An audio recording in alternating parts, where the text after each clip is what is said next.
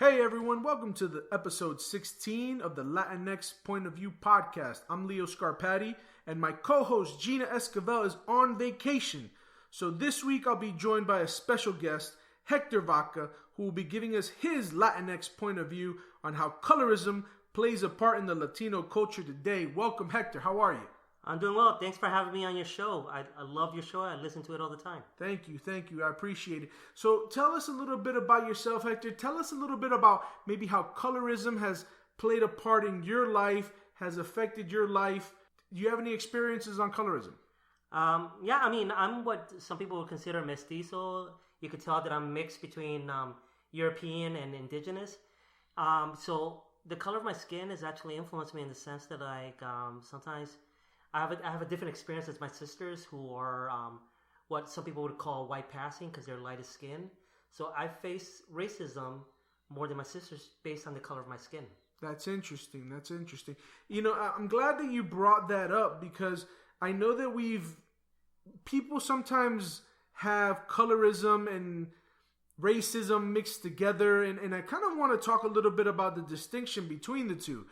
One thing I do want to mention is that as defined by some sites, colorism is a mode of discrimination, which is not synonymous with racism. It's actually a form of discrimination based on skin color, as opposed to racism, which is... Racism is basically a system where one group is considered superior to another. So a system is created in order to promote the dominance of the one group over another. And today we're here to talk about the colorism. And, you know, I know that we've heard this all our life. Lighter skin is still seen as better in most Latin American countries. And I want to touch on that after we come back from this break. LatinX Point of View is brought to you by Civic Canvas, a bilingual boutique firm designing strategies for social change. To learn more at civiccanvas.com. And we're back, and before we cut to break, we were talking about colorism, and I just wanted to touch upon the fact that colorism is a preferential treatment of those who are lighter skinned than those who are darker within a group of people. You know, Gina and I in the past, we've touched upon this in past episodes about how being lighter skinned is seen as better in most Latin American countries. Usually, lighter skinned people will tell you with pride that their direct descendants are from Spain. Have you ever encountered someone like that, where the lighter skinned they are, the more prideful that they feel to their origins, to the home country of Spain? I see that in many ethnicities and races, where people are talking about how they're white, so they're European. Yeah. I hear that all the time. It's interesting to me how people refer themselves as pure blood, or the more pure blood that you are, and this kind of comes up. To me, those sound like racist type of tones, but people were talking about this in terms of skin tone, not necessarily being racist towards the other people, but trying to feel themselves as being better because they are lighter skinned. Well, the thing is, there is a reason that it sounds like it has racist undertones, because colorism is based on race. It's based on the dominance of the Europeans versus others, so this system is based on that. At least that's what I've seen.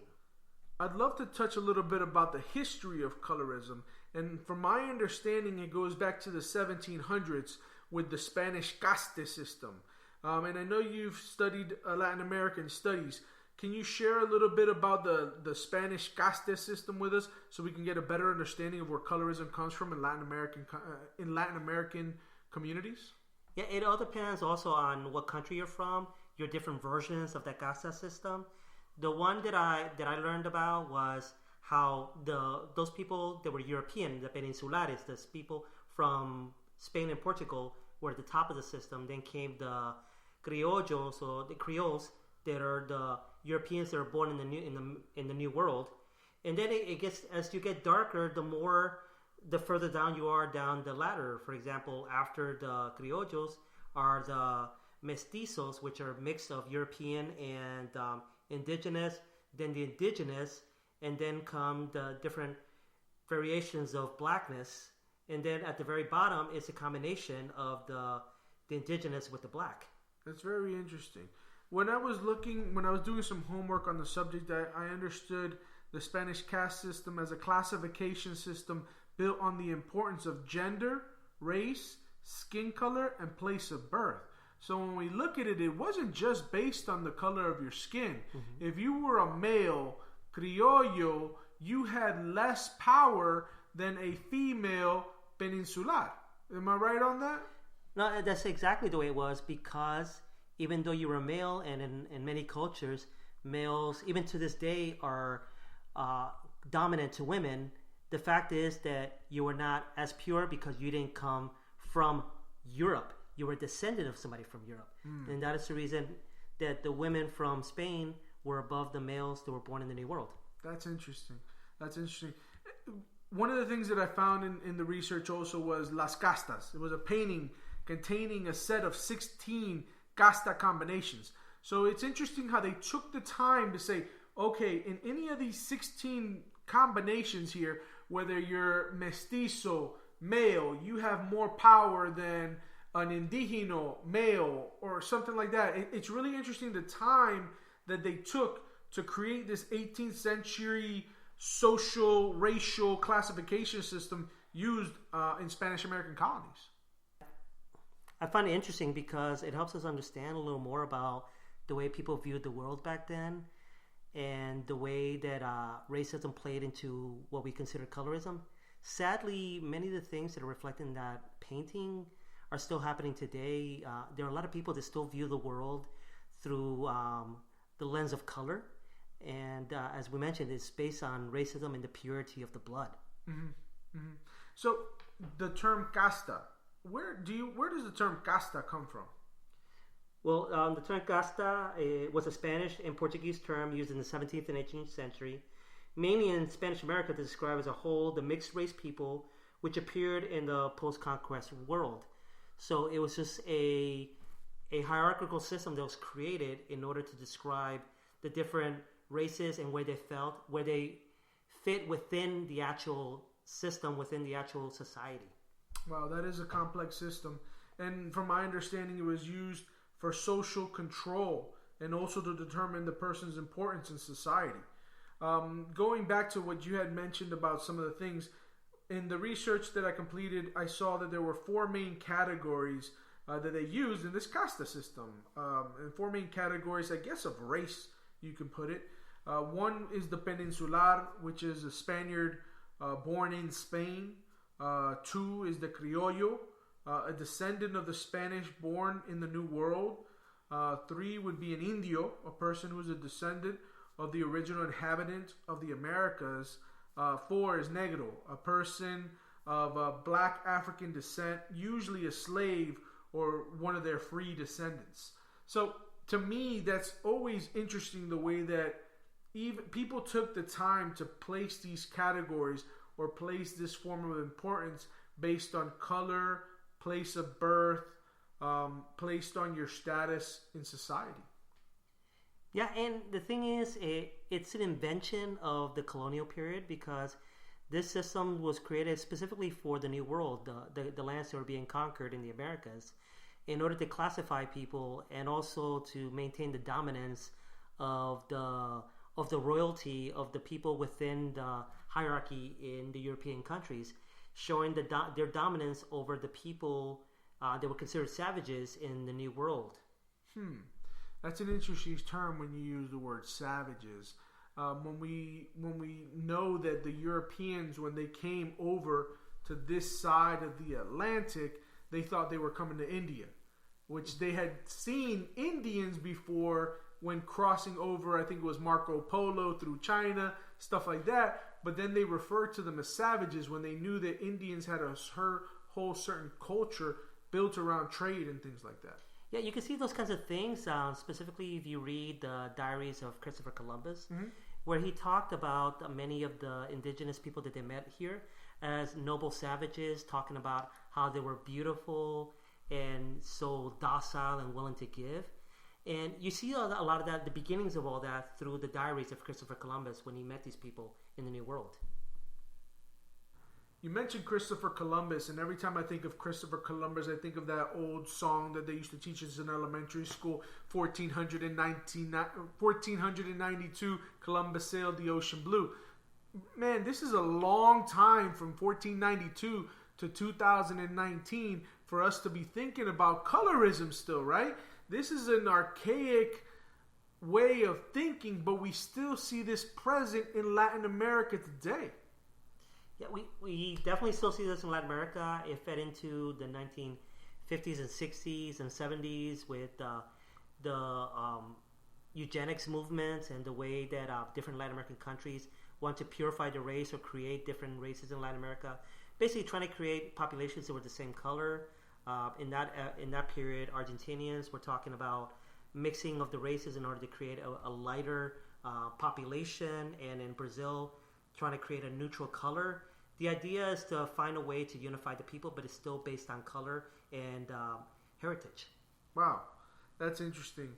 One of the things that, as we look at how people are affected or how we are affected today by colorism, one thought comes to mind is privilege. And we've all spoken about the different types of privilege that we can have within this world. You and I both, for some people, we would have male privilege, right? Some people would say that we are more privileged because we are both males.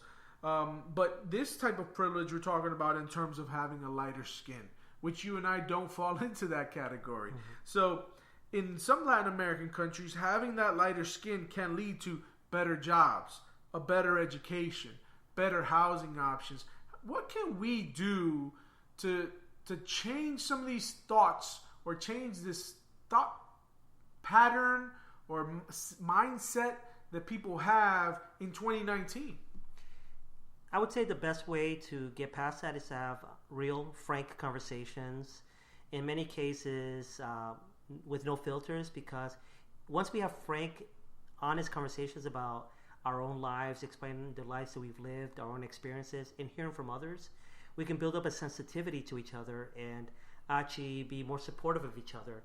Because a lot of the way we view the world based on color is based on tradition, it's based on what we were taught, but it's also, it leads to a lack of sensitivity because we don't understand each other and we don't understand each other's background. So once we have those conversations, I believe we can finally evolve to a different way of looking at the world, where I can look at somebody who's lighter skinned than me and not have certain assumptions, or somebody who's darker than me and have certain assumptions. Man, how do you have a conversation con esa tía que te dice que no te cases con una negra? You know, so how do you have that conversation with that older generation, that family member who says you got to marry lighter skin because you have to marry up in the food chain, or you have to marry up in the societal chain, right? I mean, have you ever had those experiences? Have you ever had a family member say, hey, no te metas con una negra o una mestiza o una india, anything like that? Have you ever experienced anything like that? I grew up with it like that with my father, just is saying that we weren't allowed to play with black children. Wow. Because of certain assumptions that he was taught coming from Latin America.